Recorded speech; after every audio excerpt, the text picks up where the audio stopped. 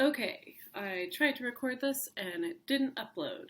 I don't know why I'm having so much trouble with my recording and internet stuff this summer, but it's been a little bit tricky. So let's give it a try again. Sorry for the noise. That was Ruby the dog dropping a bone on the tile floor. Okay, so today we're going to talk about photography and camera art. In Canvas, in the module for photography, I also posted a lecture from my art history class. So the earliest written record that we have on the principles behind photography that led to the development of photography were written in the 5th century BCE by a Chinese philosopher named Mo Ti. So if you go back and watch my lecture on the history of early photography, you can get the whole story on early photography. So a lot of times when we think about photography, we tend to think of the 20th century, right? And not really think about anything before that. But it actually has this really long, interesting history, and its development is pretty cool. There's a lot of interesting stuff there. So go ahead and go back and watch that lecture, and then you'll have more of the context. And if I were you, I'd maybe pause this and go watch that lecture first, because then you have a lot of the context, and then you can come in here, and I'm going to talk a little bit more about some more of the ideas behind photography, and we're going to look at some more specific artists and how they use photography in different ways, and kind of the history of more the concept behind photography and the fine arts rather than the history of its technological development, which is more what I talk about in the other lecture. It's also on my YouTube channel. You can always go to my YouTube channel, and any of my art history lectures are on a different playlist. So the playlist for this class is Art Appreciation. The playlist for Art History 2 is just called Art History 2, and that's where the History of Photography lecture is. Okay, so in this lecture, rather than talking about the history of photography, I'm kind of going to talk more about its function and its form. So here's some different kinds of photography equipment.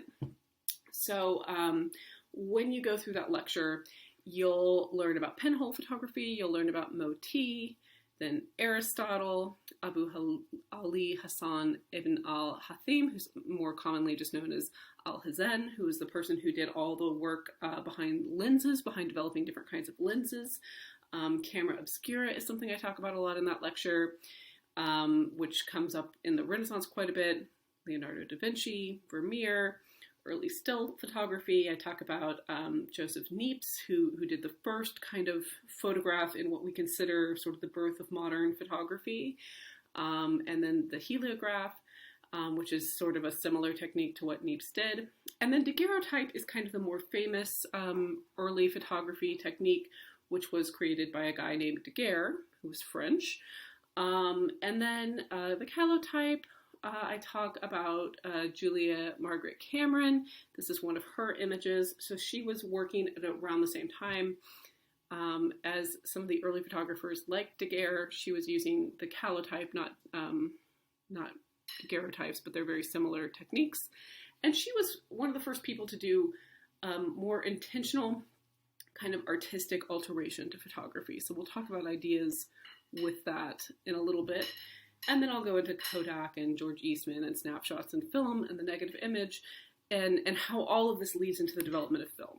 So if you watch the History of Photography lecture, that's kind of some of the stuff that's covered. In this lecture, I more want to talk about ideas of function versus form, okay? So what motivates photographers? As you know from the History of Photography lecture, the primary function of photography early on was documentation, which makes sense, right? Because up until this point, the only kinds of documentation that we had were painters doing realistic paintings, or people doing realistic drawings, or prints, etchings, that kind of thing, to sort of document what was happening.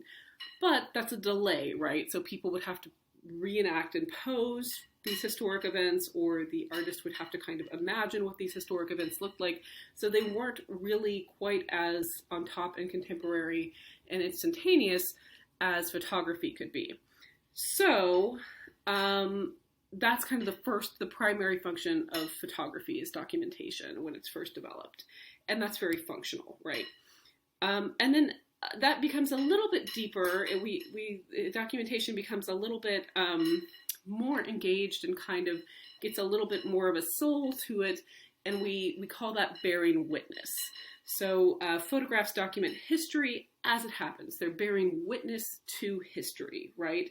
They also document the emotional responses in the people's faces and to what's happening in history. So you get kind of a snapshot of what's happening as it's happening, and there's no delay. There's no kind of distance between the artist portraying what's happening and what's being shown.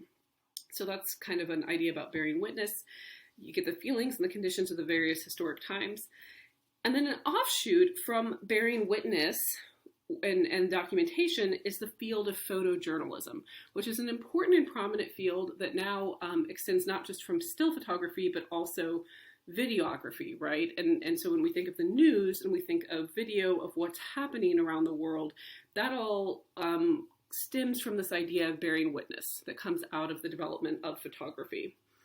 And photojournalism isn't just about snapping photos to illustrate articles. It also is about capturing emotions and ideas and creating empathy for things that are happening to other people in other parts of the world, right?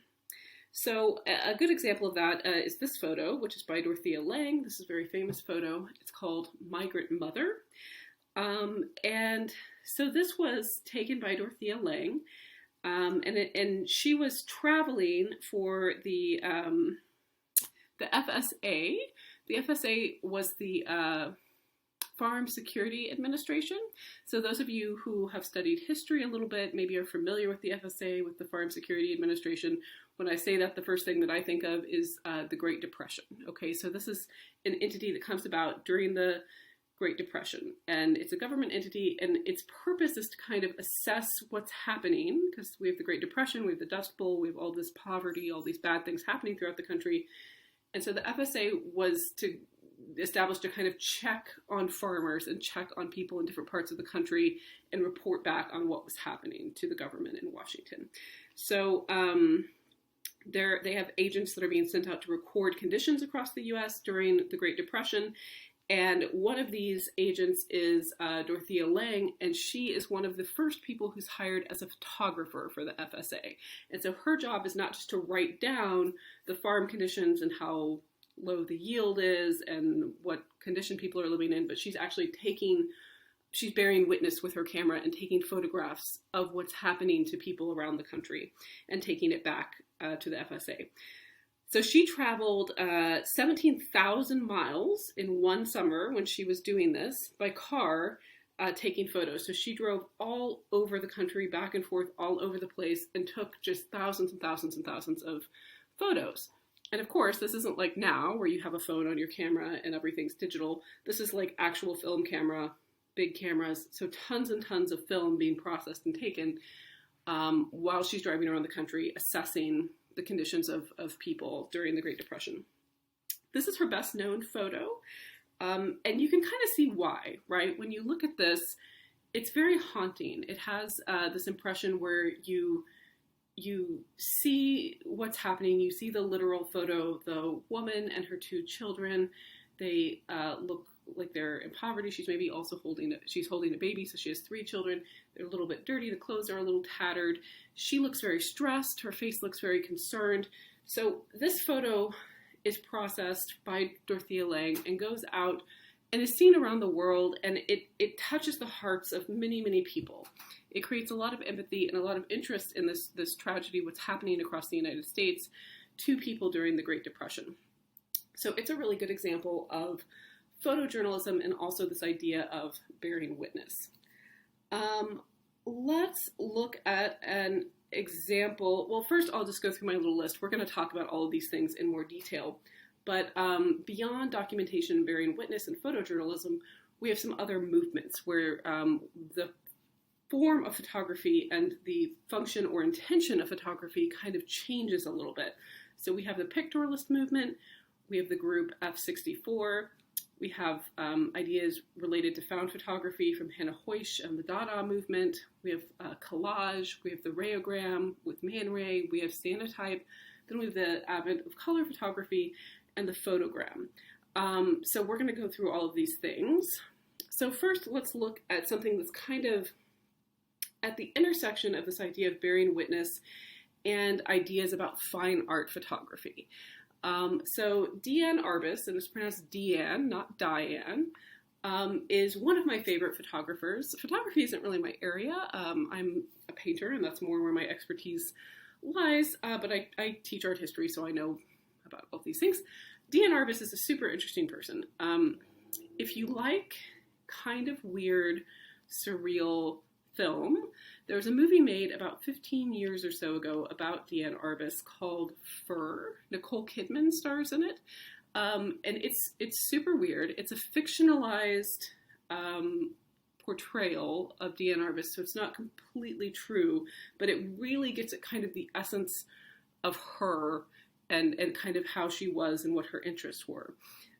So she was an American photographer, and she started off, her husband was a photographer for, it wasn't Sears, I don't think, but he was like a family portrait photographer, basically. So when you think about going to Sears and getting the family portrait, which is probably a very outdated idea now for all of you who are very young and probably don't know what I'm talking about. Anyway, this idea of family portraits in a studio was a thing. So this is, in the middle of the 20th century, the kind of wholesome family unit and getting your formal photo taken is a big deal. And so her husband did that, and she was kind of his assistant. Well, then she starts getting interested in other ideas about what photography can do and what photography can document and how to create work that is kind of the opposite of this sort of suburban, wholesome, taking family photos of the nuclear family unit. And she actually leaves her family. She abandons her husband and her children and goes off to create her own body of work. And what she focuses on is documenting for the purpose of normalizing marginalized groups and to highlight the importance of proper representation of all people. So the kinds of groups that she takes photos of are, she goes to sideshows, so people who were in sideshows, either affiliated with circuses or separate, who had different kinds of unusual physical attributes, some kind of deformities or things like this, and sort of made their living in this sort of sideshow thing.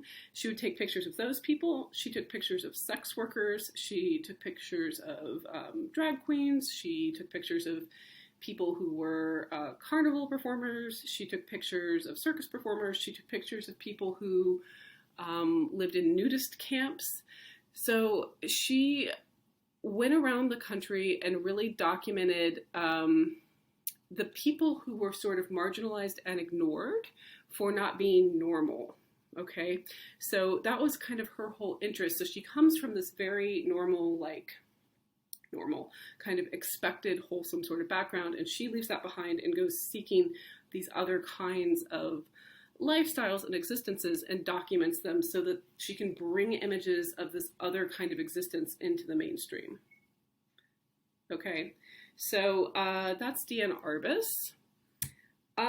Photography, like any art form, has many different genres, many different movements with different objectives, different goals, different interests. And one movement that's really important to the history of photography is the pictorialist movement.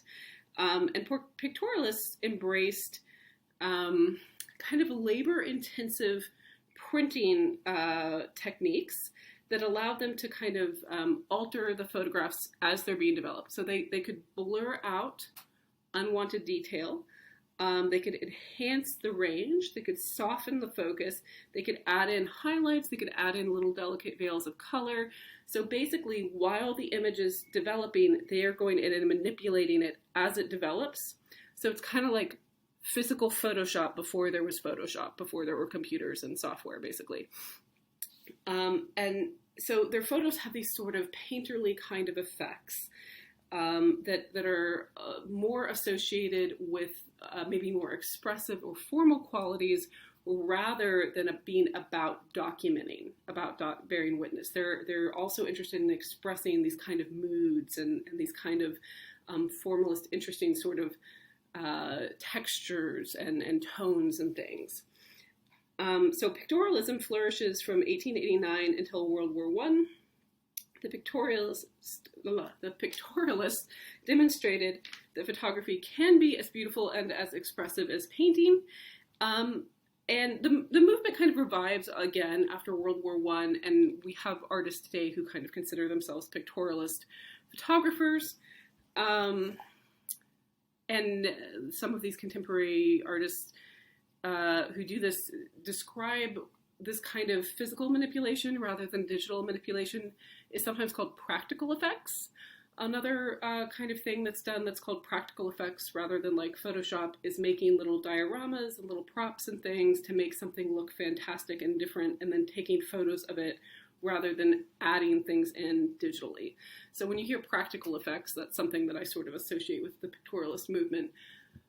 So this artist is Alfred Stieglitz. So these are two of his photos, two of his famous photos. And he's one of the more famous artists who's considered a pictorialist. So he was married to Georgia O'Keeffe, who's a very famous painter, and he did this whole series of photos of her and of different parts of her body, including a lot of photos of her hands, like you see here.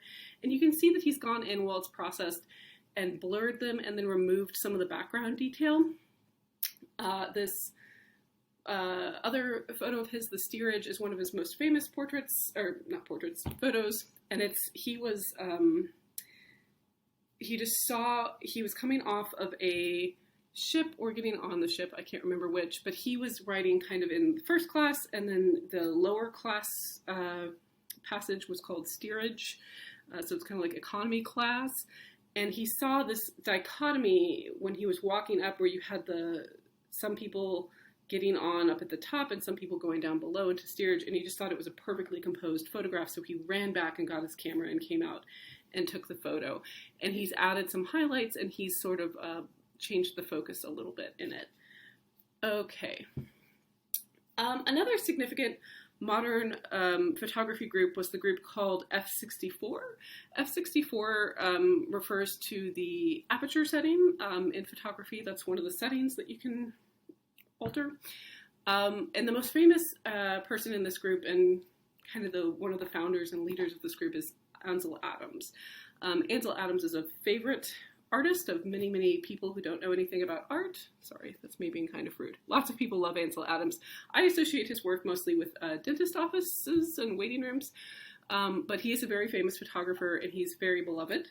And there's nothing wrong with his work. I just think he's kind of boring. So Ansel Easton Adams was an American landscape photographer, and he's an environmentalist, and he was known for his black and white images of the American West. And he helped found the group F64, and this group was a group of photographers who were advocating pure photography.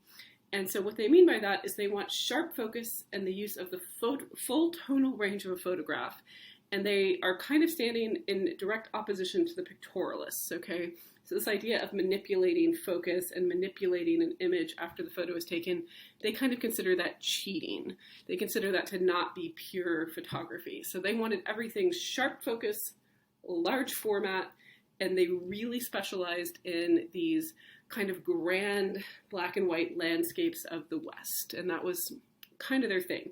And they're important for a lot of reasons. One is that they really pushed the development of technology and different kinds of lenses and things to make, by technology, I mean like the physical camera technology, not like digital alteration, that's still way down the line, but capturing these pure, crisp kind of images. They also did a lot of documentation that was used for conservation purposes and for environmental purposes. They were big advocates of national parks and of preserving all these beautiful, grand landscapes in the American West, which is super important. I mean, we have all these beautiful national parks and beautiful areas, kind of natural treasures in our country, and I'm very appreciative of this group for documenting them and for helping to advocate for their preservation. And again, you know, some people love different things in art history and some people don't like things, and this is one of those things that's very beloved, and I kind of poke fun at it a little bit because it's just so beloved, and it's not my jam, but it can be your jam, and that's totally fine, and I want you to find things that you like. So F64, very important movement, very famous movement. founded by Ansel Adams, who is probably one of the most well-known, if not the most known, American photographers in fine arts. Okay, I'd be remiss not to mention the other ways that photography is used in the art world and the other kinds of techniques and movements that come about because of the development of photography. So I'll also post my lecture from art history about Dada, about the Dada movement. So you can dive into that if you want a little more information about this. But we'll just kind of briefly look at Hannah Heusch for a minute. So she's an artist, she's a German artist who's known for her incisively political collages and photomontages. And she was one of the originators of photomontage. Photomontage is the same thing as collage, except for you're using photographic material instead of just textured fabric or different kinds of paper, which is more what the origins of collage are about. Collage was kind of pioneered by the Cubists, by George Braque and Pablo Picasso, but they were using like different textures of paper and different kinds of things like this because photography wasn't around, wasn't widely used yet. So Hannah Heusch takes this idea of collage and she starts using found photography. So photography from magazines and photographs that are on postcards and that already exist or that are in newspapers and cutting them out and pasting them together. So she appropriates and recombines images and text from mass media, and then she recombines it in such a way that she's critiquing popular culture. So taking images and things from mass media and then using it to be subversive and undermine and critique mass media and popular culture. And so she's critiquing not just popular culture, but also the failings of the Weimar Republic. The Weimar Republic was the government in the part of Germany that she lived in at this time. And she's also an early feminist, and she's also critiquing the socially constructed roles of women in society at this time. She later meets artist and writer Raoul Hausmann in 1917, and then Heusch becomes associated with the Berlin Dada group through him. So he was already working with the Dada group. They were mostly male artists, and they were satirizing and critiquing German culture and society following World War I. So the Dada movement is also called the anti-art movement. Basically, they thought society didn't deserve art anymore because it was so ugly and war-torn and terrible after World War I in Europe. So they created this sort of absurdist movement. And it's absurdist, but they also have a point. They're also very subversive. They're very critical. There's a lot of satire. So it's really smart, really kind of sharp, critical work. And so she falls in with them, and her work very naturally fits with those ideas. And then she exhibits in their exhibitions, including the first International Dada Fair in Berlin in 1920. And her photomontages, her collages, receive critical acclaim despite the patronizing views of her male peers. And so she reflects at the time and says, "Most of our male colleagues continued for a long while to look upon us as charming and gifted amateurs, denying us implicitly any real professional status." So even though she's getting some critical acclaim and is still exhibiting with these people, they still kind of don't view her as a peer in a lot of ways. She continues making work, and a lot of it is very critical of the patriarchy. But one of the reasons I mention her here is because she is one of the first people to really look at the idea of found photography and how it can then be repurposed and reutilized as an art medium. So this is a new idea at the time, and it's a very important kind of concept. And then we have the whole development of the field of collage and mixed media art after that.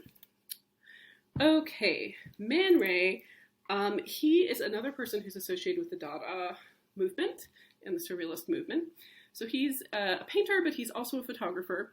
And here he says, "I have finally freed myself from the sticky medium of paint, and I'm working directly with light itself." So when we talk about the word photography, photo means light, graph means to make marks. So the literal meaning of photography is making images with light, or drawing with light, or writing with light. And so a lot of early photographers thought of this as kind of alchemy, is kind of magic almost, that they're using light as their direct medium to create images rather than using paint or charcoal or something like this. So Man Ray is an artist. His born name is Emanuel Radnitsky. Did I write it in here? Emanuel Radnitsky. He's born in 1922, and he starts experimenting with cameraless photography, which sounds weird, right? Cameraless photography. So if you watch the History of Photography lecture, I talk about Niepce. The first photographic images that Niepce makes are cameraless photography. So he's using these light-sensitive chemical emulsions and putting things in front of them so that they block the light. So the areas that block the light stay white, and then the areas exposed to light turn dark, turn black. And so he starts using the same kind of idea, but he alters it. He's using slightly different chemical composition and things, and he calls these things rayographs or rayograms after himself, because his name is Ray, Man Ray. But these images become known as photograms, which is the more generic term, right? He's kind of punning this idea of photograph and Man Ray to make rayographs. So his artistic beginnings came many years earlier in the Dada movement, which again, is a kind of a protest of all the horrible things that happened in World War I. And then we have this emergence of modern media culture. And he gets particularly interested in the advancements in communication technologies like radio and cinema. Dada artists kind of share this profound sort of disillusionment with traditional modes of art making, and they turn to these experimentations, and they're very interested in things that rely on spontaneity and chance. So this is kind of the perfect kind of thing for this Dada mindset that has this interest in chance and happenstance and spontaneity, because you're using these experimental chemicals, putting things in front of them to block the light, and then just sort of seeing what kind of image emerges. So you have some control, but you don't know exactly what's going to happen. Okay, so that is Man Ray. And then, so we'll get into some of the leading into more contemporary artists. So Cindy Sherman is still living today, still making work. She's very, very famous, globally known, and she's been making work for over 40 years. So she is very interested in identity and in playing with the visual and cultural codes of art, celebrity, gender, and photography. She's one of the most significant and well-known artists of what's called the pictures generation in art. They came about, it's like Richard Prince and Sherry Levine and Louise Lawler, and they kind of come of age in the 70s. They're in this famous exhibition that's curated by Douglas Crimp in, I think it's 1979. It's toward the end of the 70s. And so this becomes this movement called the Pictures Generation, where they're responding to mass media with humor and criticism and satire. They appropriate images from advertising, film, television, and magazines and reconstitute them into art. Sounds pretty familiar, right? Because that's what Hannah Hoish was doing during Dada. So it's sort of a reimagining of what Hannah Hoish was doing in a new time. Cindy Sherman's a little different in that she's not physically cutting up mass media images and reconstituting them in collage.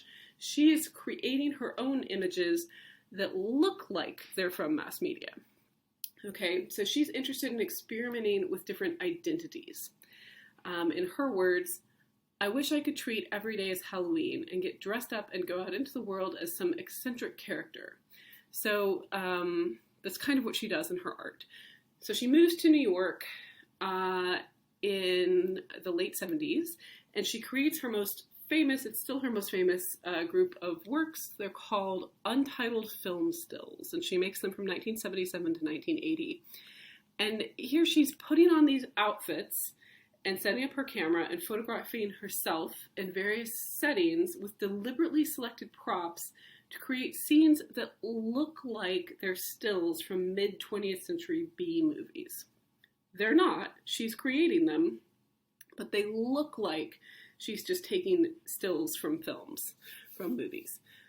She started doing this when she was very young. She was in her early 20s. And they kind of portray all these different female tropes. So these different female characters: the jaded seductress, the unhappy wife, the jilted lover, the vulnerable knave. So Sherman basically is creating these images that are of stereotypes of women in movies and film, and capturing those to comment on identity, particularly female identity, particularly portrayal of female identities in mass media. And so it's this really interesting thing, because it looks like an artifact of a film, but the film doesn't really exist. So it's this kind of weird, kind of trippy sort of postmodern idea. The 70 film stills immediately became big like talking points for conversations about feminism, postmodernism, and representation, and they're still her best known works. So it's using photography to create a document, to bear witness, to document something, but the thing didn't actually happen. So it's documenting this fictional thing that she's setting up. So it's playing with the very idea of what photography is about. Another important artist from this time is Nan Golden. So Nan Golden, she's an American photographer, and her work explores LGBTQ plus bodies, moments of intimacy, the HIV/AIDS crisis, and the opioid epidemic. She's been in the news lately because if you've been following it all, we have this opioid epidemic in America right now where people, lots and lots of people have been addicted to prescription narcotic drugs and have died of overdoses, and many lives have been ruined. Well, the family that produced a lot of these drugs is the Sackler family. And the Sackler family has their name on all kinds of museums and galleries and things. They're big supporters of the arts. Well, there's been a lot of protest wanting their name removed from things because so many artists and people affiliated with the arts and other people have been so badly affected by this crisis. So Nan Golden is one of the artists who's been kind of leading the charge against the Sacklers and bringing some media attention to the lawsuits and things against this family and how that impacts the art world. So if her name looks familiar, she has been very involved in this fight. Her most famous, her most notable work is called The Ballad of Sexual Dependency, and it documents the post-Stonewall gay culture and subculture and her family and friends in New York in the 70s and 80s. So if you don't know what Stonewall is, I'm going to have you pause this and go Google Stonewall and read up about it. It's extremely important.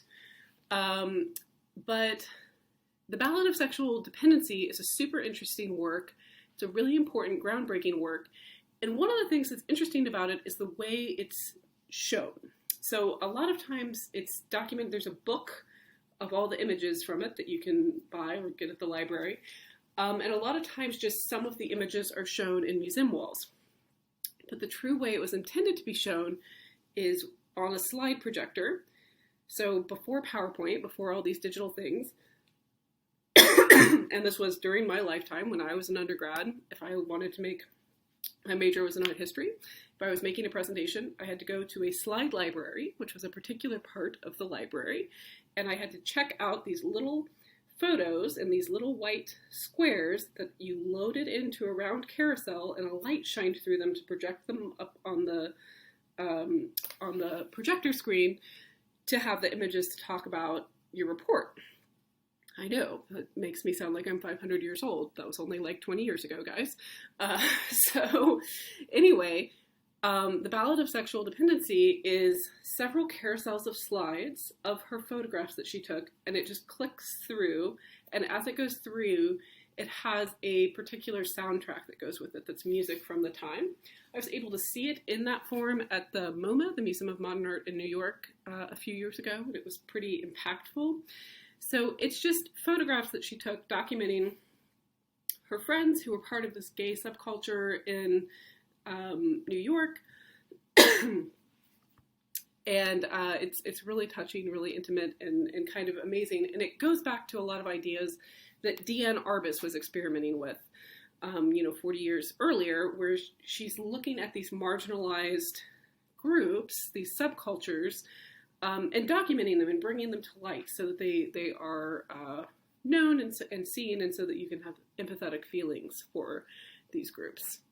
Another famous photographer is Robert Maplethorpe.